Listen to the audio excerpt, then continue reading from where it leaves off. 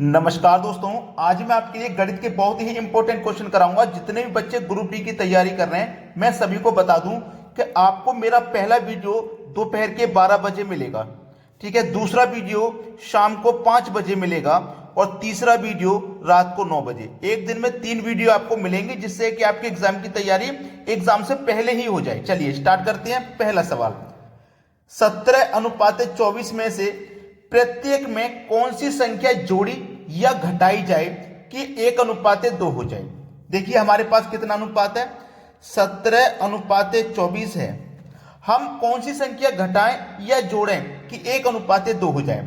अगर मैं 5 घटाऊंगा, ऑप्शन में के थ्रू करेंगे, 5 घटाऊंगा तो 17 में से अगर मैं 5 घटा दूंगा तो 12 बचेगा। इसमें से 5 घटा दूंगा 19। अब इसको काटेंगे तो कटेगा नहीं, 1:2 में नहीं कटेगा, पहला ऑप्शन गलत हो जाएगा।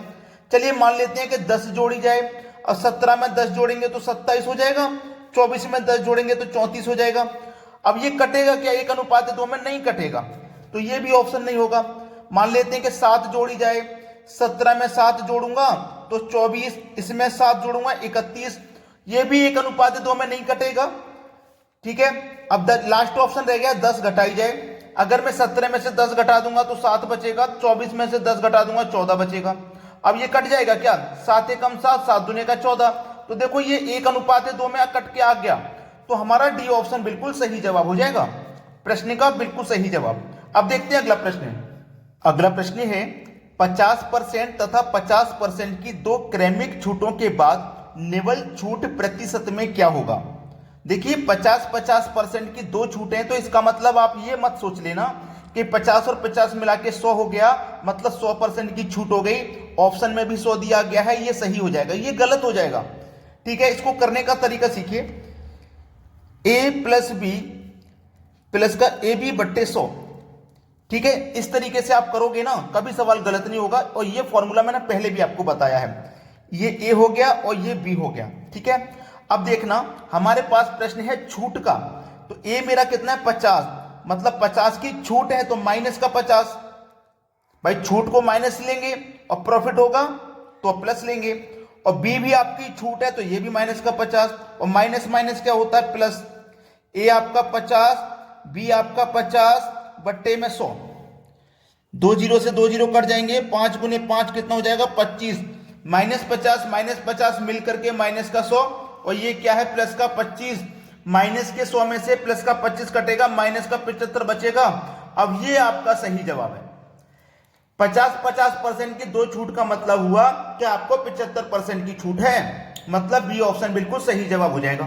अब देखते हैं अगला सवाल। अगला सवाल है, एक वस्तु का विक्रय मूल्य 20% कम करने पर उसकी बिक्री में 80% की वृद्धि हो गई, उसकी कुल बिक्री वास्तव में कितनी प्रभावित हुई।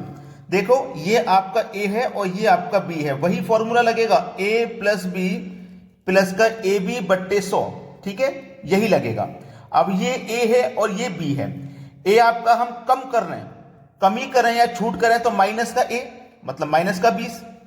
अब ये आपका 80% की वृद्धि है, वृद्धि मतलब प्रॉफिट होगा, तो ये प्लस का रहेगा। ठीक है, अब माइनस प्लस क्या होता है, माइनस प्लस माइनस होता है। ए आपका 20 है, बी आपका 80 है, बट ए में 100 है। 2 जीरो से कटा दो 2 जीरो, 8 दुने का हो जाएगा ये 16। माइनस का 20 याद रखना, ये कितना है माइनस का 20 और ये प्लस का 80। प्लस के 80 में से माइनस का 20 घटा दोगे तो प्लस के 60 बचेगा, और माइनस का कितना है 16, तो 60 में से माइनस का 16 घटा दो, कितना बचेगा 44। ये जो 44 बचा है प्लस का बचा है, और प्लस का बचने का मतलब है कि वृद्धि होगी। क्या होगा? वृद्धि।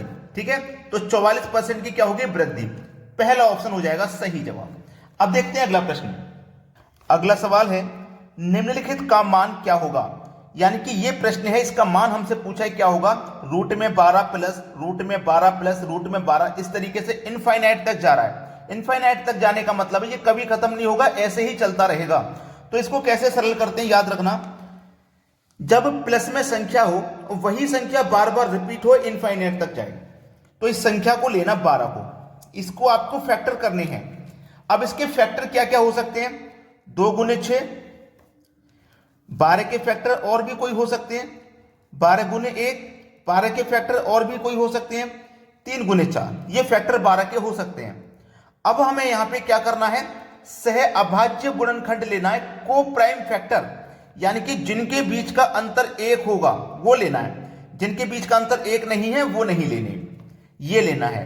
अब इसमें सही जवाब हो जाएगा, जब हमारा प्लस में चल रहा है सवाल तो फैक्टर की बड़ी संख्या आंसर हो जाएगी, मतलब 4।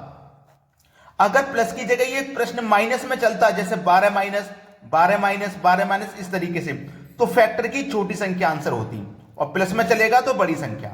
चलिए अब देखते हैं अगला सवाल। अगला सवाल है, किसी संख्या को 36 से भाग देने पर शेषफल 19 आता है, उसी संख्या को 12 से भाग देने पर शेषफल कितना आएगा। यह सवाल नंबर सिस्टम का बहुत बार परीक्षा में आता है। इसमें 3 संख्याएं होती हैं, पहली संख्या, दूसरी संख्या, तीसरी संख्या। पहली संख्या 36, दूसरी संख्या 19, तीसरी संख्या 12। अब आपसे बोला है 12 से भाग देने पर शेषफल क्या बचेगा, तो हमें 12 से भाग देना है किस संख्या में, 12 से भाग देना है बीच वाली संख्या में, याद रखना। पहले संख्या को लाइन से लिख लो, फिर तीसरी संख्या से दूसरी में भाग देते हैं, यानी कि 19 में हमें भाग देना है 12 से, तो 12 एकम 12 कट गया। अब 19 में से 12 कट गया तो बचा कितना, 7। शेषफल हमारा कितना बचा, 7, बस 7, यही सही जवाब है, क्योंकि हमसे शेषफल पूछेगा ना, तो शेषफल हमारा 7 बच जाएगा। अब देखेंगे अगला प्रश्न।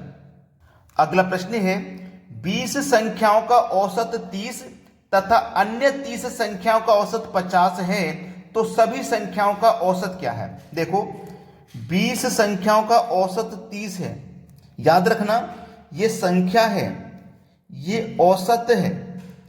संख्या का मल्टीप्लाई औसत से करने पे आपको याद रखना हमेशा योग मिलेगा। संख्या का मल्टीप्लाई औसत से करेंगे तो क्या मिलेगा, योग। तो 2 तिया 6 और 2 जीरो मतलब योग हो जाएगा 600। फिर बोला है कि 30 संख्याओं का जो औसत है वो 50 है, तो आप क्या करोगे, संख्या का मल्टीप्लाई औसत से करोगे तो आपको क्या मिलेगा, योग। 3 पंजे 15 मतलब 1500 योग हो गया। अब बोला सभी संख्याओं का औसत, संख्या कितनी है सभी, 20 और 30 मिला के 50। इन 50 संख्याओं का योग कितना है, 2100। हमसे औसत पूछा है, औसत। तो ध्यान देना कि जब संख्या का मल्टीप्लाई औसत से करते हैं तो योग पता लगता है, और संख्या से योग में डिवाइड देते हैं तो औसत पता लगता है।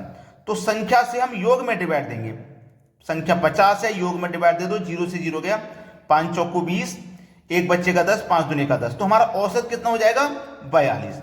यह हो जाएगा सवाल का सही जवाब, पहला ऑप्शन। अब देखते हैं अगला प्रश्न। अगला सवाल है, ए तथा बी की औसत आयु 30 वर्ष है। ए और बी की औसत आयु 30 वर्ष है, तो योग कितना हो जाएगा।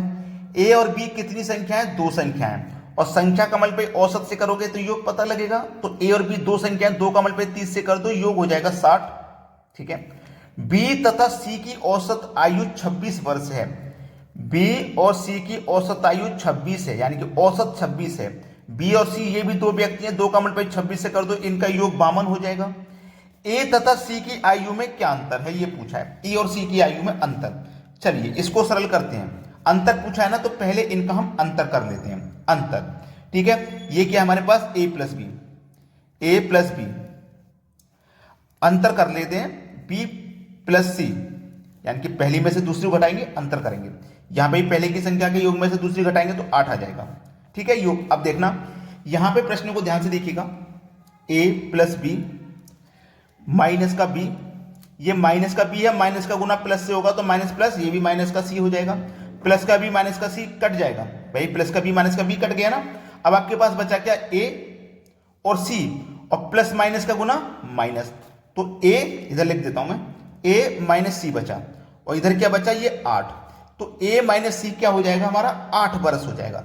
भाई ए और सी की आयु का अंतर ही तो पूछा था, अंतर आ गया 8। डी ऑप्शन बिल्कुल सही है।